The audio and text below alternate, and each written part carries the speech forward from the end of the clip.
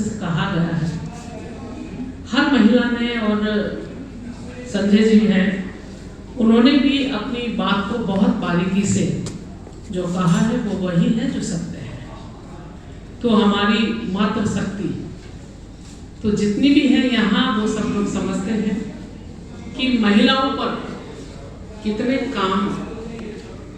आज मैं ये नहीं कि मैं सरकार में हूँ इसलिए मैं इस चीज़ को मैं बोल रही हूँ, वास्तव में ही कि जो सरकार है वो अपना काम कर रही है, लेकिन बहुत सारे ऐसे NGO भी हैं, ऐसे संस्थाएं हैं, और जो हमारी जॉब करने वाली है ब्यूरोक्रेटिक जो महिलाएं हैं वो भी हैं, और अन्य जो हमारे आप देखेंगे लॉयर महिला है, तो ये सब मिलकर टीचर महिला है, ये सब मिलकर तो महिलाओं के लिए बहुत सारे काम कर रही हैं, अपने देश के लिए, अपने देश को सशक्त बनाने के लिए, अपने देश को मजबूत बनाने के लिए ही आगे आ रही है।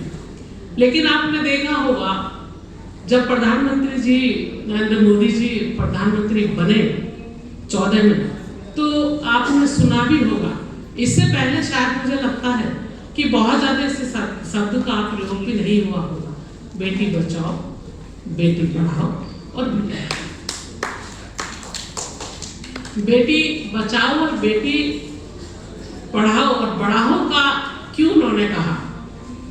आप लोग देखते हैं कि उसमें कमी भी एक महिला है, जो बेटी बच नहीं रही थी, उसमें उसकी मजबूरी भी हो सकती है, मजबूरी के कारण ऐसा कदम उठाया जाता था या मजबूर किया जाता था, दबाव बनाया जाता था घर में। वो इसलिए भी है क्योंकि जात के समय अगर आ गया कि बेटी है तो उसे जन्म देने का हक नहीं है। तो ऐसा भी बहुत सारी जगह सुनने को देखने को मिलता था, लेकिन बहुत बड़े कदम उठाए गए, इस चीज को रोका गया कि जिससे कि बेटी और बेटे में कोई अंतर ना हो, इसकी जांच ही नहीं होनी चाहिए। उस चीज पर एक बैन लगाया गया कि अगर किसी भी हॉस्पिटल या कहीं भी किसी जिले या कस्बे में इस तरह की कोई भी जांच केंद्र अगर पाया जाएगा जो बेटी और बेटी में अंतर बताएगा, तो फिर उसको दंडित किया जाएगा और उस पर रोक लगी। और आज आप देख भी रहे होंगे कि बेटियां बच रही हैं, और ये हमारे लिए बहुत जरूरी है, बहुत ही महत्वपूर्ण बात है। ये महिलाओं के लिए नहीं है कि खाली महिलाओं के लिए, ये भाइयों के लिए। जब बेटी बचेगी नहीं तो फिर आगे संसार बढ़ेगा कैसे। एक महिला ही है कि जिसका योगदान घर में भी होता है, बाहर भी होता है, हर जगह महिला के बगैर तो अधूरे।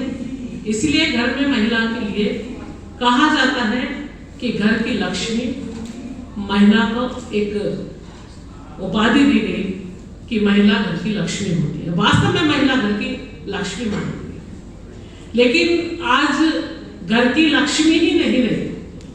आज जिस भी क्षेत्र में काम कर रही है महिला, वहां की भी एक लक्ष्मी हो गई है, क्योंकि वो अपना ईमानदारी से 100% देती है, और जो भी काम उनको बताया जाता है उसमें वो बढ़ चढ़कर भाग लेते हैं। जिस भी जगह वो काम कर रही है महिला, वो अपने आप को सशक्त और मजबूत कैसे हो, वो खुद तो हो रही है लेकिन और को भी ऐसी शिक्षा देती है। अभी यमुना में काम कर रही हमारी बहन ने बताया, महिलाओं की पीड़ा बताई कि जैसे शुरुआत होती है तो किस कष्टों से महिला अपने आप को संजोती है, संभालती है, किस तरह से उसे जानकारी मिलती है, तब वो अपने आप को थोड़ा उसमें ध्यान देकर अपने आप को जो है वो सशक्त बनाने और मजबूत बनाने का काम भी करती है। इसमें अभी इस पर बहुत काम भी हो रहा है। आप ये देखेंगे कि हर क्षेत्र में स्कूलों में एसेंट्री पैड जो एक मशीन भी लगाई जा रही है, जिससे स्कूल में जाने वाली बच्चियां हैं उनको किसी तरह का कोई दिक्कत ना हो। तो ऐसा ही बहुत सारी जगह हॉस्पिटल है या और भी अन्य कोई भी जगह है, तो इसमें ये काम ये चल रहा। एनजीओ भी बहुत सारे ये काम कर रही है और पॉलिटिकल पार्टी है वो तो काम कर रही है। और जैसे उन्होंने कहा कि मैं 80% फीस जो है मैं अपनी पे का जो है महिलाओं के लिए मैं देती हूँ, बहुत बड़ी बात है। अगर हर कोई थोड़ा सा भी 5% भी, अगर 2% भी अपनी अगर इनकम में से देता है तो मुझे लगता है देश में ये समस्या खत्म ही हो जाएगी, फिर कोई दिक्कत का सामना नहीं करना पड़ेगा। जैसे कि आप जानते हो कि मैं राज्यसभा सांसद हूँ और राज्यसभा में मैं हूँ इस समय, तो मुझे कई कमेटियों में मौका मिला है और कई कमेटियों से मौका मिला है मुझे देश में घूमने का, जगह जगह स्टेटों में जाने का। और सतेंद्र जी भी यहाँ बैठे हुए हैं, वो हमारे राजभाषा हिंदी सलाहकार उसमें कमेटी में आप अधिकारी के रूप पर काम कर रहे हैं। तो जगह जगह ऐसे जाने का जब मौका मिलता है तो हम क्या करते हैं कि एक गांव में भी जाने का एक ऐसा स्थान भी हम चुनते हैं कमेटी के माध्यम से कि गांव में भी हमें देखना चाहिए कि हमारे जो ग्रामीण क्षेत्र हैं वो डेवलप हो रहे हैं, उनमें विकास हो रहा है या नहीं हो रहा है, या यहाँ के बच्चे शिक्षित हो रहे हैं या नहीं हो रहे हैं, या बेटी या बेटे में कोई अंतर है या नहीं है, इक्वल माना जा रहा है। ऐसी बहुत सारी बारीकियों पर वहाँ ध्यान भी दिया जाता है कि गांव के विकास के साथ साथ शिक्षा पर भी ध्यान दिया जाता है। आपने देखा है कि पहले जो है बच्चों पर जो लड़कियां अगर गरीबी है, पैसे का अभाव है, तो उसमें से क्या चुनते थे कि हमें बेटे को पढ़ाना है और बेटी नहीं भी पढ़ेगी तो कोई दिक्कत नहीं है, उसे अगले घर जाना है। आप ये देखिए कि कैसी सोच कि बेटी के लिए ये बोल दिया गया है कि बेटी अगले घर जाएगी, बेटे को पढ़ाना है कि बेटे हमारे यहाँ जाएंगे, जिसमें कि उल्टा होना चाहिए था कि बेटी को पढ़ाना है, बेटी को मजबूत करके ही हमें दूसरे घर भेजना है। तो आज आप देख रहे हैं कि इसमें बदलाव आया है, तो बेटी और बेटे बराबर आज हर क्षेत्र में ये माने जा रहे हैं। कहीं भी हम देखते हैं, किसी भी स्टेट में जाते हैं, ग्रामीण क्षेत्र में जाते हैं, तो आज का मैं देखती हूँ कि आज का भारत, आज का अपना देश इस चीज में बहुत आगे बढ़ गया है। अब बेटी भी पढ़ रही है और बेटे भी पढ़ रहे हैं। तो बेटी पढ़ाने की बात रही, जब तक बेटियां नहीं पढ़ेंगी तो बढ़ेंगी कैसे? उसके लिए भी बहुत सारे कदम उठाने बाकी हैं। तो उस क्षेत्र में भी बहुत सारे ऐसे काम हुए। आप देख रहे हैं कि स्पोर्ट्स उषा टीटी का जिक्र हुआ और राज्यसभा में है, हमारे साथ है, अपनी कहानी बताती है, हम उनसे सुनते हैं, अच्छा लगता है कि उन्होंने मेहनत कर कर एक मुकाम हासिल किया है। लेकिन अगर लगन है तो सब कुछ हासिल कर सकते हैं और लगन नहीं है तो कुछ भी नहीं कर सकते हैं। ठीक है, मैं मानती हूँ कि भाग्य से सब कुछ जुड़ा है, लेकिन मेहनत भी बहुत रंग लाती है। जैसे कहा ना कि मेहनत अगर आप करोगे तो आपकी मेहनत बेकार नहीं जाएगी। अगर आप किसी चीज को सोच रहे हैं, अगर आपने कहा कि मेरी मंजिल ये है, तो हो सकता है कि उससे भी बड़ा आपको मुकाम मिले। वो मंजिल तो आपको मिलेगी, लेकिन उससे भी बड़ा मिल सकता है। इसीलिए बेटियों को आगे बढ़ाना भी जरूरी है, उन्हें शिक्षित करना जरूरी है। जिस भी क्षेत्र में हम लोग जाते हैं, ये विषय हम राजनीति के साथ साथ ये जरूर बोलते हैं और मेरी आदत में भी है, मैं 2 विषय जरूर लेती हूँ। मैं बहुत लंबे समय से मैं राजनीति में हूँ। मैं 87 से मैं राजनीति में सक्रिय रूप में मैं राजनीति कर रही थी और मेरा छोटी छोटी जगह कस्बों में और ग्रामीण क्षेत्र में, मैं उत्तर प्रदेश से आती हूँ, उत्तर प्रदेश की बहुत चर्चा भी हुई है। वास्तव में आपको और पहले को अगर देखते हैं तो जमीन आसमान का फर्क है। इसे डिजिटल कह लो या सरकार की नीति आप कहेंगे कि आज जो है हमारा उत्तर प्रदेश, मतलब सभी का उत्तर प्रदेश है, लेकिन उत्तम बनाने में बहुत बड़ी भूमिका दोनों सरकारों की है। इससे पहले बहुत सारी ऐसी चीजें थी जो जरूरी था करना, लेकिन वजह कुछ भी हो सकती है, लेकिन नहीं कर पाए हैं। जैसे मैंने कहा कि मैं 2 चीजों को जरूर बोलती हूँ, एक तो शिक्षित बनिए, एक नशे को दूर रखिए। ये नशा एक ऐसी चीज है जो महिलाओं को बर्बाद कर रही है और आप समझते हैं जिस घर में नशा है सबसे ज्यादा मुसीबत महिलाओं पर ही है, क्योंकि वो अपने बच्चों को देखे अपने आप को देखे या उस नशेड़ी पति को देखे या ससुराल की जो परंपरा है उसे देखे, जो समाज की जो परंपरा है उन्हें देखे, जो मर्यादा है उन्हें देखे, उन संघर्षों के साथ वो जूझती महिला क्या क्या संघर्ष नहीं करती।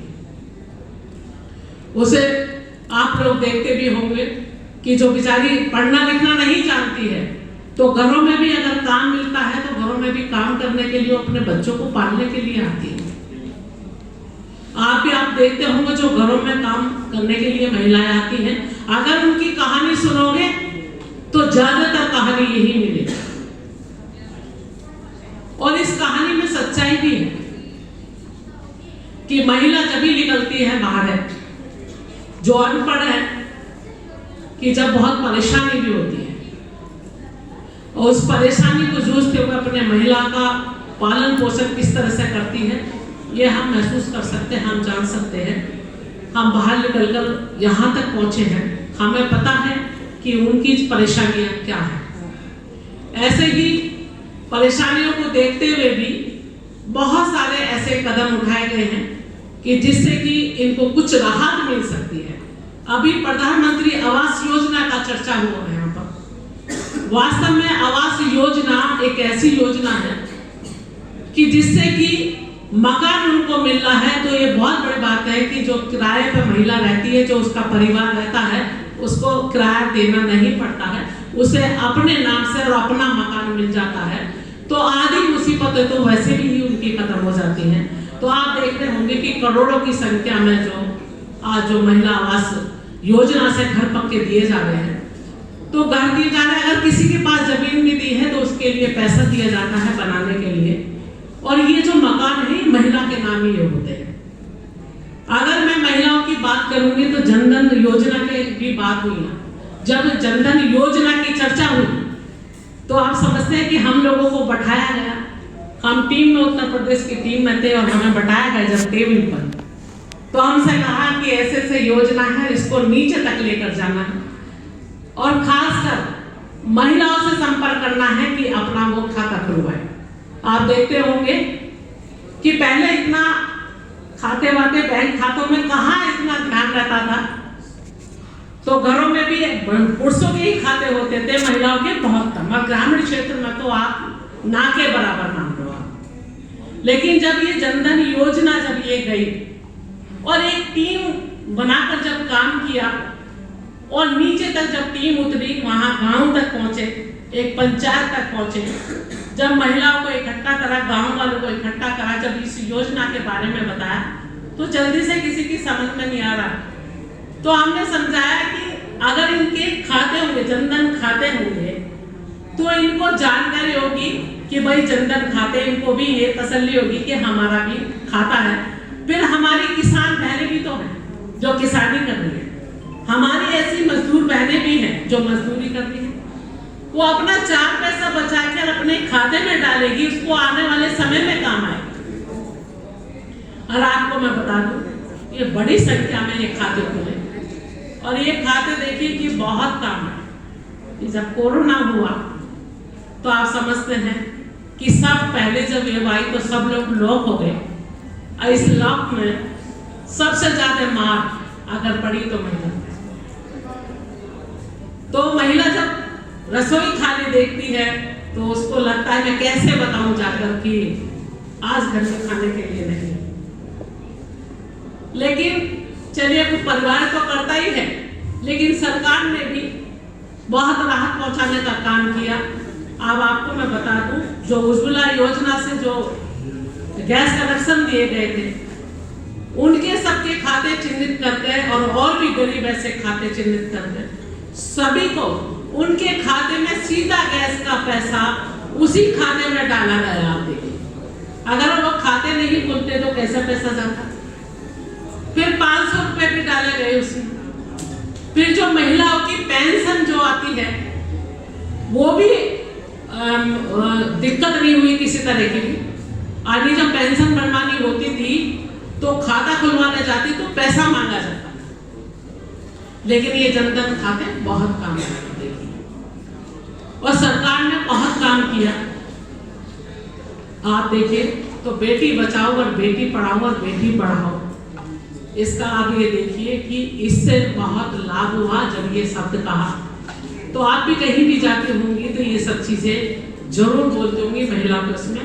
तो महिला दिवस के विषय में भी मैं जरूर कहूँगी कि 8 मार्च को महिला दिवस, तो हमने एक होली के रूप में भी हम सब लोग ने मनाया और महिलाओं को सम्मान दिया। और आज तक ये अभी महिला जो है दिवस ये मनाया जा रहा है। और आज भी मैं अपने आप को भी बहुत सौभाग्यशाली मानती हूँ। मुझे एक कार्यक्रम में भी पहले भी आना था, मैं किसी वजह से नहीं आ पाई, बहुत व्यस्तता रहती है। लेकिन निम्मी जी ने अब बहुत ज़्यादा उन्होंने कहा कि इसमें तो आपको आना ही है, तो मैं मना नहीं कर पाई कि ये महिलाओं की बात है, तो महिलाओं के साथ तो मैं हमेशा खड़ी हुई हूँ। तो महिला उसमें भी हमने बहुत काम किया है। और महिला की जब बात आती है, महिला के सम्मान की बात आती है, तो वास्तव में हम सभी महिलाएं उनके साथ खड़ी रहती हैं। तो जितनी भी मंच पर यहाँ उपस्थित है उनका सम्मान बढ़ाने के लिए आज सब उपस्थित है। तो मैं भी उनमें से एक हूँ। बहुत ही बातें यहाँ हुई हैं और बहुत अच्छी बातें यहाँ हुई। एक कश्मीर की बात बताकर मैं खत्म करूँगी। बहुत सारी चीज़ें हैं जो बताने की, कहने की है, लेकिन उतना सब इतनी देर में नहीं बोल सकते हैं। मुझे अपनी भी जर्नी अगर मैं थोड़ी सी भी बताऊँ तो बहुत टाइम लगेगा। लेकिन मैं जम्मू कश्मीर में मैं गई वहाँ, तो वहाँ एक हम लोगों को हमने गांव चिन्हित किए। हमने वहाँ के अधिकारियों से पहले ही बोला कि कुछ ट्राइबल गांव में हमको जाना है जहाँ महिला प्रधान होगी। गांव ज़्यादातर करते हैं कि हम लोग अगर महिला प्रधान है तो वहाँ भी एक आध गाँव जरूर ले लेते हैं कि महिला प्रधान है, उसका भी हौसला अफजाई हो, बहुत सारी जानकारी है, उनको भी वहाँ पहुँचे। तो हम जब वहाँ गए तो हमको बहुत रोका भी गया। ये वहाँ सोनमर्ग के पास ही गाँव था। तो हम वहाँ गए तो महिला प्रधान थी। तो हमने कहा ट्राइबल तो यहाँ हमारे इधर सभी हिंदू ट्राइबल बहुत ज़्यादा है, लेकिन वहाँ सारे के सारे 90% हमें पता था कि मुस्लिम वहाँ ट्राइबल हैं।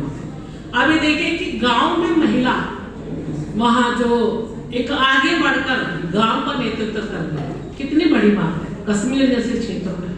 और उन्होंने हमने जब पूछा कि हाँ पंचायत घर है, कि हाँ है, यहाँ स्कूल है कि हाँ है पास में, क्या बच्चे स्कूल जाते हैं कि ज्यादातर स्कूल बच्चे जाते हैं। यहाँ आपको जो केंद्र सरकार की जो योजना है वो सब मिल रही है कि 2000 जो ये 370 धारा जब से हटी है तब से मिल रही है, उससे पहले नहीं मिलती, क्योंकि वहां की जो सरकार नियम ऐसा था कि नहीं वहां दे सकते थे। तो 370 धारा के बाद उनको सारी सुविधाएं मिली। और पंचायत आप देखिए कि पंचायत जो चुनाव हुआ वो उसी के बाद में ही ये सब हुआ है। तो बहुत सारी वहाँ चीजें मिली है कि गांव की महिला आप देखिए कि उस भीड़ में आपको मैं बता दूं कि 60-65% महिलाओं की संख्या थी। एक जो बुर्खा पहन कर आ रही है, जो घर वहां से निकलती नहीं है, और सभी ऐसा नहीं था कि हमारा डेलीगेशन बहुत बड़ा था, सब बहुत पुरुष थे, हम 2 महिला थी उसमें, लेकिन इतना बड़ा डेलीगेशन, इतने लोग वहाँ मिलिट्री करे, फिर भी अपनी बात वहाँ कह रही थी वो, ये बहुत बड़ी बात है। तो आप देखिए कि कितनी तरक्की ये देश कर रहा है, महिला बहुत आगे बढ़ रही है। और जैसे कहा कि पार्लियामेंट में बहुत महिलाएं हैं, वास्तव में कि यहाँ सांसद भी बहुत महिला हैं और विधायक भी हर स्टेट में आप देखेंगे कि महिला है। और पार्टी में हर संगठन में भी महिलाएं सब काम कर रही हैं, NGO चला रही हैं, और सोशल वर्कर भी बहुत ज्यादा महिला हैं, आप ये देखेंगे। और ब्लॉक प्रमुख हैं, पंचायत में भी बहुत सारी हैं, ग्राम पंचायत में भी हैं, BDC हमारी बहुत सारी महिलाएं हैं वहाँ पर हैं, पंचायत के सदस्य बहुत सारी महिलाएं हैं। तो आप देखिए जैसे जैसे महिलाएं आ रही है वैसे वैसे है कि महिला सशक्त बन रही है। तो सशक्तिकरण महिला जो है, ऐसे नहीं कहा गया है कि महिलाओं का देश आधी आबादी है हमारी, आज बहुत जागरूक है, बहुत आगे बढ़ रही है। मैं तो सभी से ऐसे कहती हूँ कि आगे बढ़ते रहिए, और जो हमारे भाई हैं इनका भी बहुत सहयोग, बहुत योगदान रहता है। जैसे मैं अगर कहूँ कि मेरे पति का अगर मेरे साथ में सहयोग नहीं होता तो शायद मैं आज यहाँ नहीं होती। तो महिलाओं को भी बढ़ाने में सहयोग करिए, क्योंकि आपके सहयोग की आपके साथ की जरूरत है। जैसे कहते हैं कि एक आदमी की कामयाबी में महिला के हाथ होता है, वैसे ही अगर महिला की कामयाबी में अगर पुरुष का हाथ हो जाए तो 4 चांद लग जाते हैं। बहुत बहुत धन्यवाद, बहुत बहुत शुभकामनाएं। मिमी जी और पूरी टीम को भी आपको बहुत बहुत शुभकामनाएं। पत्रकार जो हमारे यहाँ बैठे हैं उनको भी बहुत बहुत, सुजीत ठाकुर जी हैं उन्हें भी बहुत बहुत धन्यवाद है। सभी मंचासीन, सभी लोग यहाँ जितने भी हैं, हम बहुत गौरवान जो है महसूस कर रहे हैं कि बहुत अच्छा यहाँ सब लोग बहुत अच्छा डिस्कस हुआ, बहुत अच्छा लगा। और इस तरह के कार्यक्रम होते रहने चाहिए। और आप लोग यूपी से हैं, बहुत सारे हो सकते हैं, नहीं हैं तो आइए यूपी देखिए। आप रामलला मंदिर जल्दी तैयार हो जाएगा, आइए। मथुरा वृंदावन हो जाएगा, वहाँ आइए। बहुत सारी चीजें हैं वहाँ देखने के लिए, आप आइएगा। बहुत बहुत धन्यवाद, बहुत बहुत शुभकामनाएं।